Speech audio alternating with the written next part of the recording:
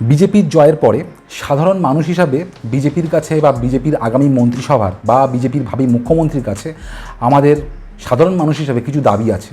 দাবিগুলো এটাই যে পশ্চিমবঙ্গের শিক্ষা ব্যবস্থা তলানিতে থেকেছে, যে কোনো উপায়ে শিক্ষা ব্যবস্থাকে পুনরুত্থান আপনাদের করতেই হবে। তার থেকে বড় কথা, সাধারণ যে চাকরিগুলো পশ্চিমবঙ্গের সরকার অর্থাৎ আগের সরকার দিত না, যে সমস্ত মানুষজন রাস্তায় বসে আছে, যারা পাশ করে বসে, তাদেরকে অন্তত চাকরি দিন। এবং আমি বিজেপি সরকারের কাছে এটা চাইবো, রাজ্য সরকারের যে বিভিন্ন পরীক্ষাগুলো হয় সেটা যেন বছর বছর হয় এবং মানুষ যেন চাকরি পায়।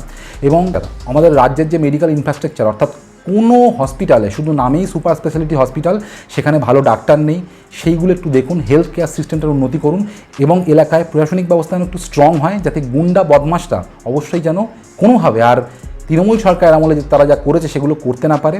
অন্তত এই জিনিসগুলো আমরা সত্যি সত্যি বিজেপি সরকারের কাছে চাই।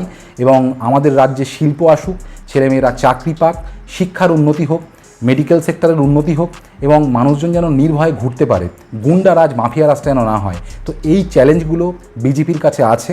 অবশ্যই এই চ্যালেঞ্জগুলো বিজেপিকে পার করতেই হবে, তবেই কিন্তু বাংলার মানুষের সম্পূর্ণ ফেরটা আগামী দুটো বিধানসভার জন্য হয়তো বিজেপির উপর থাকবে।